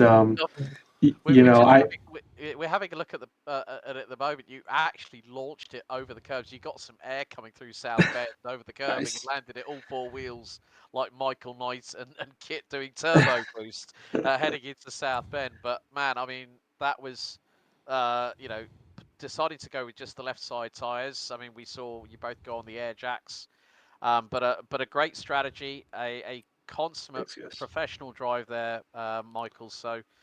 Congrats on the win here. Obviously, we go to Daytona Road Course next week. Thoughts ahead of that one? Well, I'm actually leaving on a plane in 3 hours to go to Mexico for a week, so I'll be missing Daytona. Unfortunately, it's my favorite track. I'm I'm insanely fast there. So that's a heartbreaker for me. My flight lands a few hours after the race is over, so I won't be able to make Daytona. But I wish the guys all the luck. You poor They'll thing. get a free. I feel so Yeah, they'll bad get a for free you. pass. I know. Well, I broke I tore a ligament in my left hand, so I actually raced the whole race with braces on both hands. So, Wow. so not to rub it into any salt No. into the wound for the other guys, but yeah, my hands were numb and I got a bunch of issues. So I want to thank my orthopedic surgeon for giving me some nice braces, and I actually will be having surgery in February, so So I unfortunately will be missing a lot of the races. you took a page out of Lance Stroll's playbook, decided to That's it. break a wrist and still get out there and race. That's Yes, tore a sir. ligament. So, but yeah, man, look, I just wanted to tell you, it's, I could tell you last week, it was good to see you back, and it was, Thank you. you showed shades of your pace last week, but man, you that's back to the Michael I remember from back a few seasons ago. Man, it's gonna be fun seeing you back out there once you get all healed up too. Yeah, I think I'll be, 6-week heel time. Surgery will be the beginning of February as a plan right now. So I don't know. I should make Nürburgring the final race, or maybe Suzuka. But we'll see how it goes. So yeah, big bummer. I think Ryan and I would have fought to the end for the championship. But I don't know. We'll see what happens. I'm kind of crazy, and I love this sim racing stuff. So you may see me just getting some steroid injections and wait until the end of the season. But I don't know. My wife might kick my butt if I do that. So. Yeah, probably not the best idea. Plus, there's always next season. There's always No next sense in season, dragging yeah. it out. No, that's for sure. So, but I appreciate you guys. You guys do a great job in the broadcast. I'm gonna see if I can download it on YouTube and watch it on my flight here in a There couple you go. hours. So Brilliant. you guys are great, and we sincerely appreciate you guys at OGRL. Brilliant. Michael, wishing you all the very best in your recovery, and safe trip to Mexico. Look after yourself, and thanks for joining us here in the booth, and hopefully we'll see you on March 22nd for the Nürburgring series finale. If not, we know that you'll be watching, buddy, but thanks for your time as always. Thanks, gentlemen. Have a good day. All right. So, right, let's bring in the man who got the whole shot at the start. The defending champion, Ryan Merriam, joins us in the booth. Ryan, that was a close one. It came down to the pit stop at the end, didn't it? Yeah. Yeah, just didn't mean to take tires there. Oh. I reset my computer a couple weeks ago and just did a full fresh install of everything, and I forgot that I had the if you go into the iRacing Indy file, you can make it so that the tires are automatically unchecked, and so I never really worried about it. If I wanted tires, I would check them instead of the other way around, having to uncheck them. And so I completely forgot about that. This was the first race I've done since, and then it bit me. Well, you can't. Sometimes these things do happen, but the start that you got coming out of Hogpen, you just literally you buried the throttle full gas, and I think you were probably about a good 7/10 ahead of Michael by the time we got to the horseshoe. But the car was as we saw last time out at Road America. We always know that you're quick, but it's just that sometimes with these temps where we were just north of, we were like 51 degrees centigrade, so nearly 124 degrees Fahrenheit. I mean, how bad was the tired egg on the Aston Martin? Yeah, I was definitely starting to feel it. There's definitely an advantage. I was able to slowly. I think I was like 4.8, 5 seconds behind him when I came out of the pits, and I got to like 4.3 before I got in some lap traffic and stuff, and so there's definitely an advantage. But you can definitely make it to the end without changing them. You just gotta, you're gonna lose time. But it's not enough time, in my opinion, to warrant the change in these length of races. So, That's just what I've found anyway. If you have somebody that's like equal pace, or if not faster, like Michael was quicker than me today. It's like when he didn't take tires all the time, the 3 seconds or so extra in the pit stop, Well, he and then the did take warm-up 2. lap. He did take 2, by the way. He did. Okay, yeah. So yeah, he took left sides but only. you really don't lose any time too when you do that. I mean, maybe maybe a little bit, but not even a second, I don't think, because of the No, timing he with your dropped fuel. off the jack and still had to sit there another 2 or 3 seconds to finish his fuel. So yeah, no, Did he? no, Oh, wow. yeah, because he dropped and then sat there for a second or two and then took off, and then you dropped. Okay. Yeah, you'll see. Yeah, You well, can go back and watch it. But yeah, for sure. Yeah, but it was still like when you lose 4 or 5 seconds to somebody that you're, in this case, was faster than me, it was pretty much done with. right, Well, yeah. Especially if he took the 2 tires too. If he didn't take any, then it could have been a little bit better. But yeah, well, it was. there's a little bit of a consolation prize. You actually got the fastest lap of the race, my friend. Yeah, too bad it's not worth a point. I know, but hey, at least the good thing is there's a little bit of bragging rights there, Yeah. so to speak. But nevertheless, it still puts you in a very, very good place. Of course, Michael, credit to him. He was just talking to us that he's had some ligament tears and he was driving with braces on his wrists. So for him still to be that rapid and still I keep know it. you pressurized that for that period of time, for half an hour, you got to give the guy props, haven't you? Oh, absolutely. No, it's I saw he posted this video in our chat of his thumb or something making this weird pop sound, and yeah, it can't be easy. I'm sure he was in some pain, or he's gonna be after this. So yeah, massive props to Michael. He deserved it, and this I know Michael has like a list of tracks he's just lights out at, and VIR is definitely one of them. And I think Daytona next. Yeah, but he's not going to be there. Oh no, because that's probably his best track. Well, that's what he said. He said that is his best track, but he's going to. Yeah, so poor guy. I feel bad for him now. He's going to have to endure a week in Mexico on the beach. I was going to say he's probably in some foreign country somewhere. yeah, he's going to have to endure a week in Mexico on the beach while you're struggling, grinding it out there at Daytona. So next week. So. Yeah. Well, I will be struggling. I've whatever. I honestly haven't ran much GT3 at Daytona. Really? Yeah. Well, I always usually do GTP there, so quite a change. I'm pretty sure it. The track, which is the important part there. So yeah. It'll be good. But okay, congratulations, though, man. I mean, a good, solid second place today.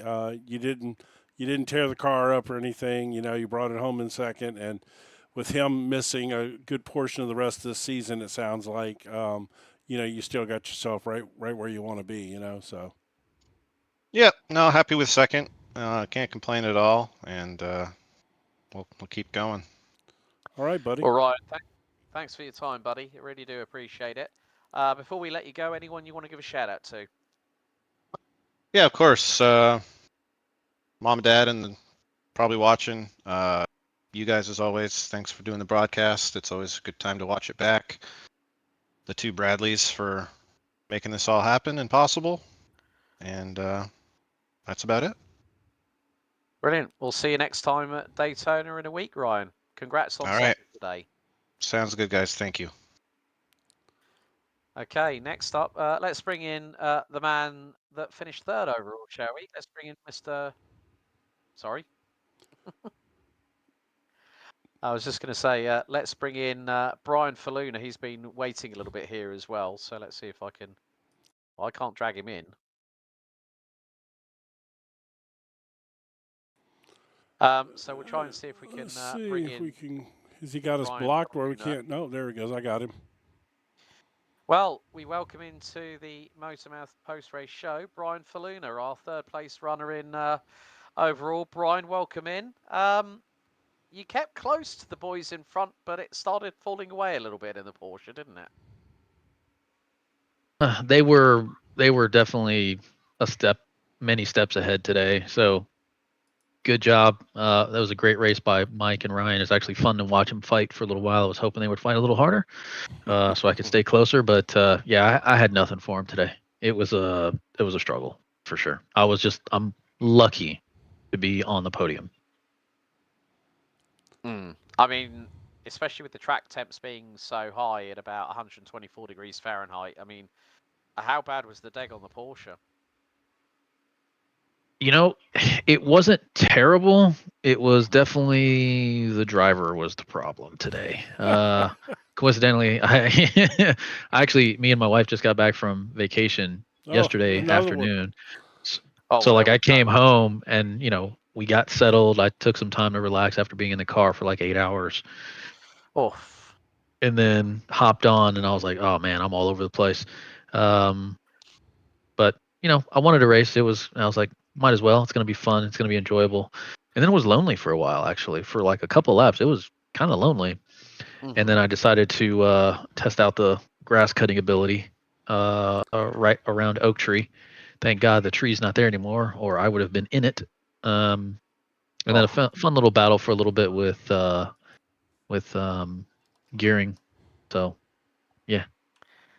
So yeah, I think you're right. A lot of people did channel their inner Valtteri Bottas, like he did in the Red Bull Ring in 2020 for Mercedes. But yeah, I think track temperatures are always a big struggle, especially when you've got a 500 plus horsepower GT3 that you're having to wrestle by the scruff of its neck, kicking and screaming.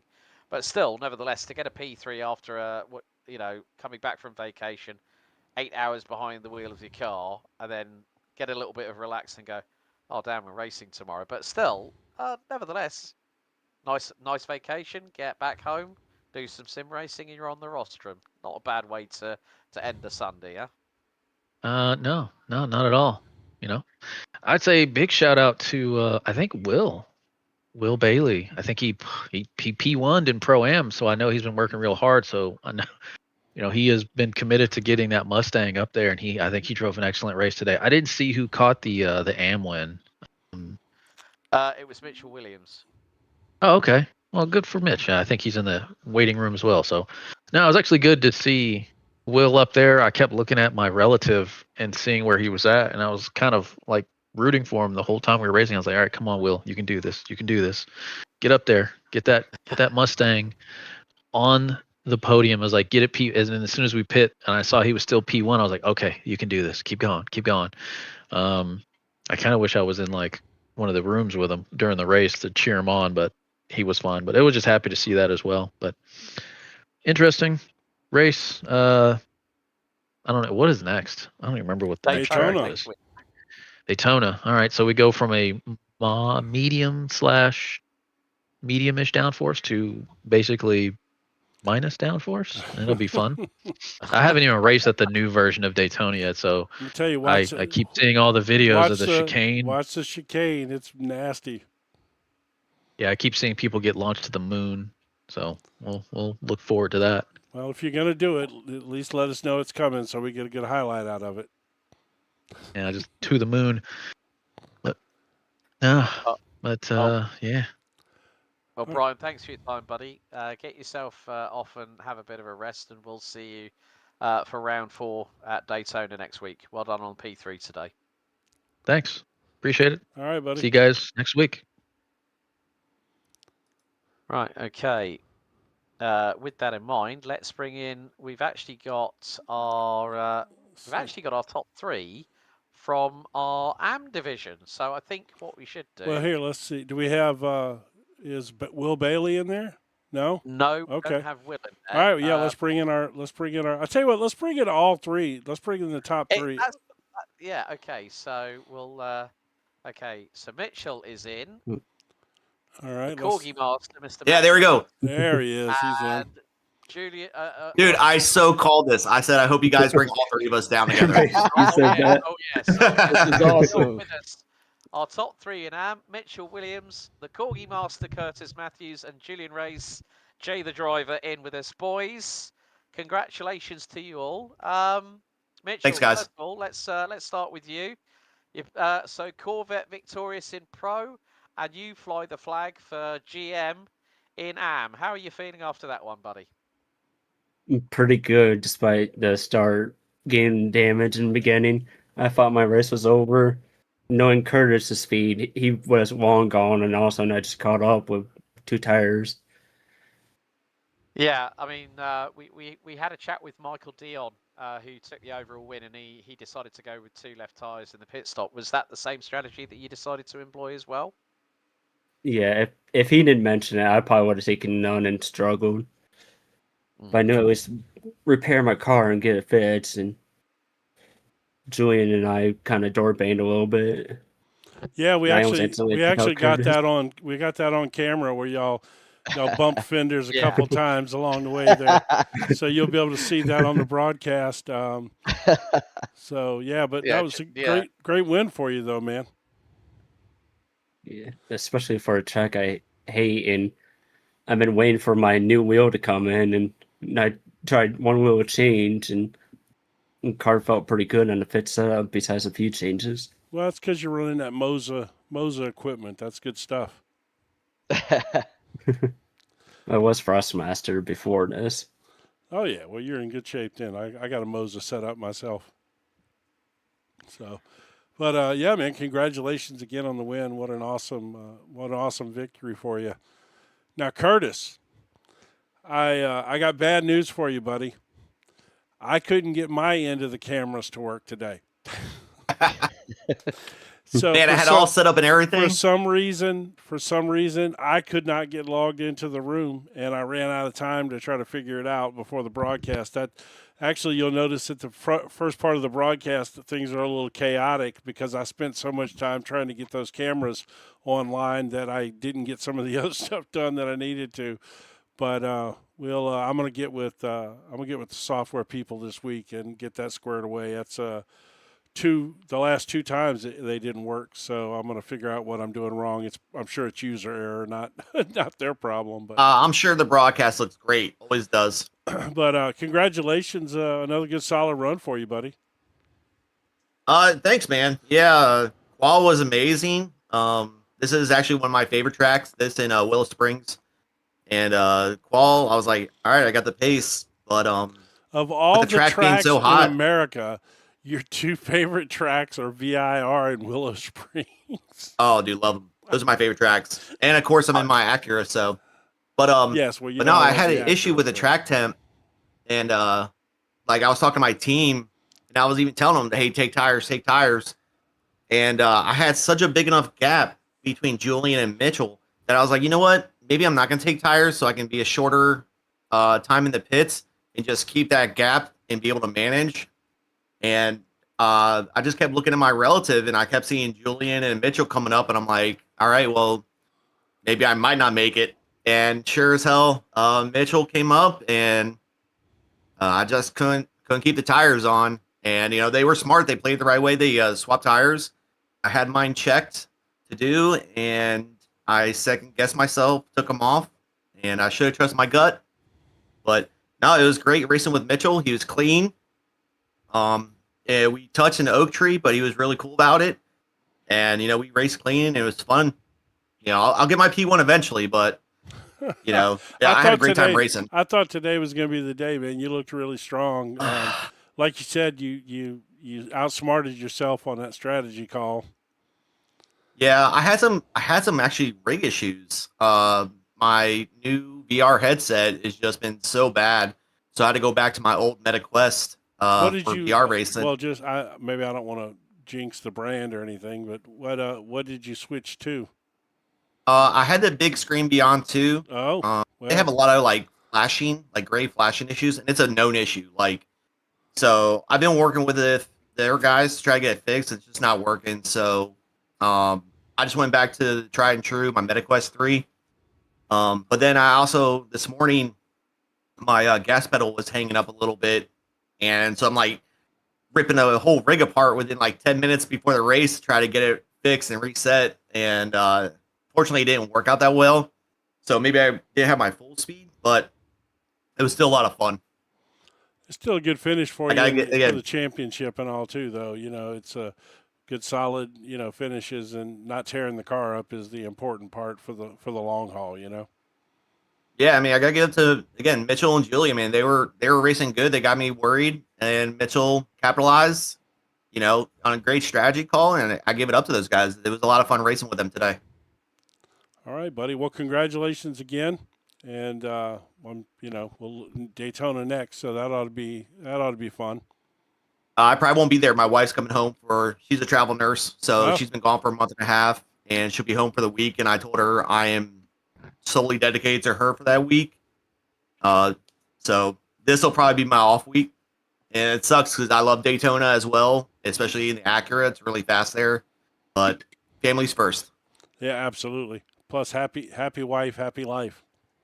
100%. Yes, sir.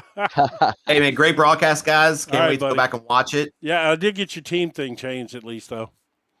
Oh, dude, thanks, guys. Appreciate it. All right, man. Yeah, last but by certainly no means least, Julian Race joins us. Jay the Racer. You had a bit of a topsy-turvy one today, Julian.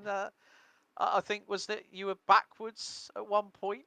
I think there was a little bit of contact earlier on in the race. No, it was actually so when the beginning of the race where there was that big pile up, I saw Williams get hung up there, and I was able to get through clean. And initially, I thought I was P1 the majority of the race until when I pit, I saw that Matthews was up front. And when I went into the pit, I second guessed myself in there, and I only took one tire by mistake. And when I came out for the second stint, I just couldn't keep it together on the track. Yeah, I mean that's the thing. As soon as you sort of like second guess or there's a little bit of doubt that creeps in, there's always that knee-jerk reaction, isn't there? But yeah, still, you brought it home. You brought it home, and that's a good way.